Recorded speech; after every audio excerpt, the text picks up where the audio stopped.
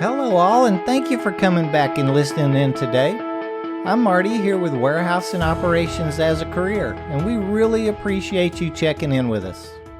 For those of you just joining us or our first-time listeners, gosh, I guess this will be episode 34 already. Our show is all about getting into warehousing or transportation in the operations fields. We discuss a lot of the positions, talk about the tasks themselves, how to perform the jobs, and more importantly, how to plan for advancement or prepare for that next position or that next step, really. I guess we talk quite a bit about all the opportunities of our industry and try to suggest some keywords to use with your management teams and letting them know that you want that career and not just that job. Now, please don't be too harsh on us concerning our audio skills. We're trying to learn, working hard on it, honestly.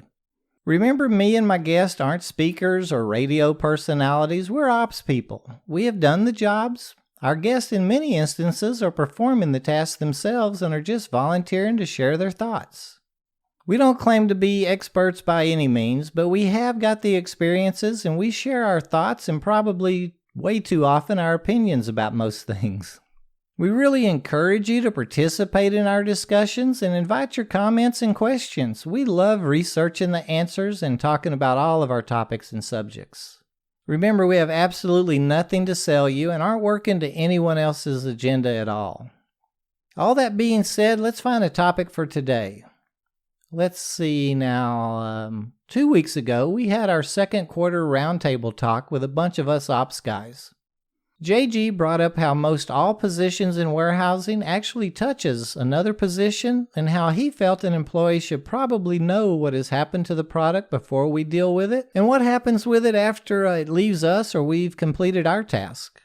He mentioned the loading position. I feel that loading is a very important job. And loading is one of those great jobs to break into the field, and there's a lot we can learn about warehousing while performing the task. In many industries, loading can be a general labor position, and it's one of those positions that can teach us a bit about warehousing and can be a great springboard or entry-level position, getting us in the door and giving us the opportunity to start our plan of advancement and reaching our short-term goals.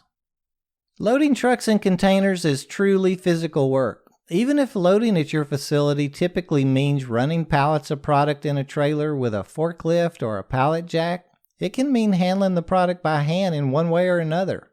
Restacking and wrapping the pallets, in many industries, loading or stacking every case by hand, in the right order or by stops so the driver can unload the merchandise in the most efficient way possible. In your typical distribution center, we'll be dealing with several hundred different items broken down into several orders, so you could be hand stacking the product in a trailer. Many times our selectors are palletizing the product and actually stacking it by stop or trying to keep each stop as together as possible for the driver. A lot of today's facilities use a WMS or a warehouse management system. Sometimes even a separate selection system, instructing the selectors or pickers exactly what part of the pallet or zone of the pallet to place the case, keeping all the stops separated for us.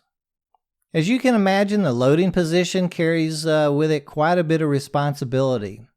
We may have to use electric pallet jacks or even set down forklifts or other pieces of powered industrial equipment, so we'll need to be trained and certified to do so. This gives me another one of those opportunities for me to remind you to never touch or get on or even attempt to operate a piece of equipment or a machine that you've not yet been trained to do so with. Actually, with this position, possibly exposing us to equipment usage and, the training of it, I believe it's a great breakthrough position into warehousing. Another plus with it is we'll see and fingerprint every item our company moves or sells, making us much more familiar with all the product. To JG's point, during our second quarter roundtable discussion, we'll have the opportunity to be working closely with order selectors as they will be delivering the selected orders to us, and with transportation or the drivers as well, as we'll be loading the product for them. Many drivers may even be involved to the point of teaching or training us how they like their deliveries organized in the trailer. So here's a quick day in the life of scenario that I'm familiar with as a loader. Maybe we could talk through a couple of different scenarios. Let's start with loading for delivery route drivers at a distribution center. Upon arrival, of course, we'll need to arrive on time and be dressed properly and wearing our required PPEs. And then we'd probably go to the time clock and punch in and head on to our pre-shift meeting or safety meeting, where we'll hear a piece count or maybe a load count, for the shift of how many trailers that will be loading out that night. Hopefully, we'll review a safety topic, so safety is on our minds and we're very focused on it. I hope that we'll do some stretching real quick and get our muscles warmed up and get ready for work as well. We may now go get our powered equipment and perform our pre-trip inspections and turn in our completed checklist to the maintenance department so they can address anything that may not be working properly. As we report to our workstation or our assigned doors, we could be handed something like a load mapping sheet, which is basically just a sheet or a diagram on what pallets and their position in the trailer that they should be loaded. If we are working in a food service distribution facility like JG mentioned, we'll have a freezer compartment, usually in the nose of the trailer, so we'll be loading our freezer product first. One of our regulatory duties will be to make sure and probably document that the trailer has been pre-cooled and that it's at the proper temperature before we ever start loading it out. Once all the frozen product is loaded, we'll probably be responsible for setting the bulkhead. A bulkhead is a sturdy piece of insulating material which holds in the cold air. It kind of traps it. You could probably visualize like a wall. We'll typically utilize straps and an E-track that runs along the inside wall of a trailer to snap into, which secures our bulkhead. Our bulkhead may even have a small fan kit in it, and those things are really neat, which just allows the cold air to be thermostatically controlled and pass through to our next compartment, which will be our fresh product or refrigerated items. Usually 2 and 3 compartment trailers will have a side door for the driver to retrieve each compartment's product from, and you'll notice our mapping sheets will have us load the freezer and cooler pallets or stops a bit differently or in a different order than we'll load out the dry area or the rear of the trailer. Once we've got everything properly loaded, verified the load is complete, we may be responsible for sealing it and recording the number on the seal on the driver's documents.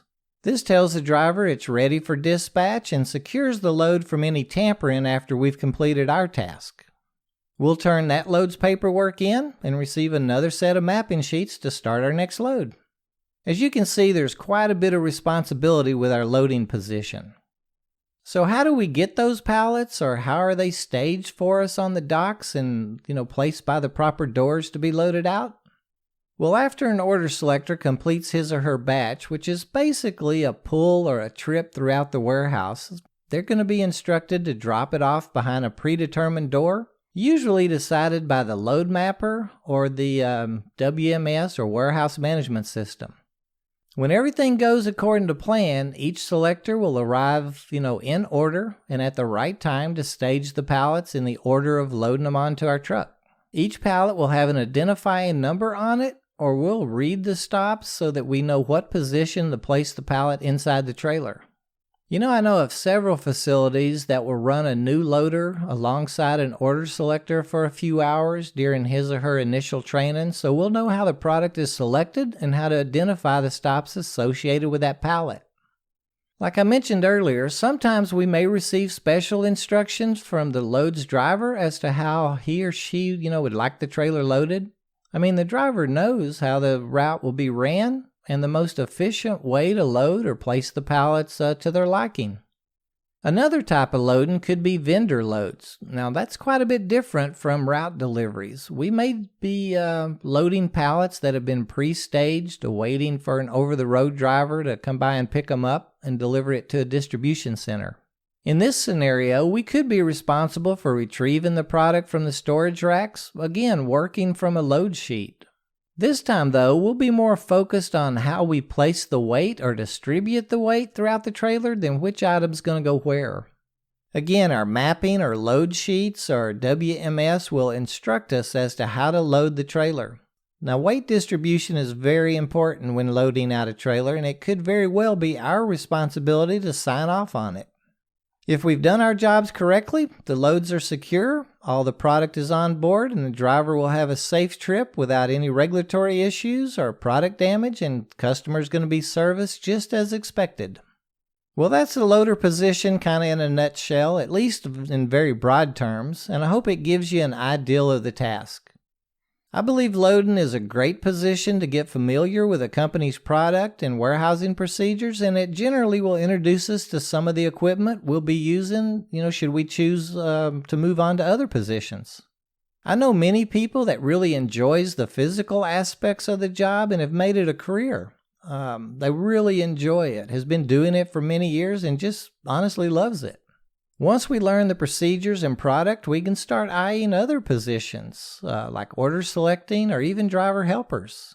I know several delivery drivers that got their start, from being loaders, working on the dock and loading product out. I hope you found something we spoke about today useful. We enjoyed putting it together and would ask that you email us any ideas or subjects you'd like us to talk about. Maybe give us a quick thumbs up and like our Facebook page or a follow on Twitter. We hope to see you next week. Until then, please stay focused on the job, work safe, and be safe. Our families and peers are counting on us.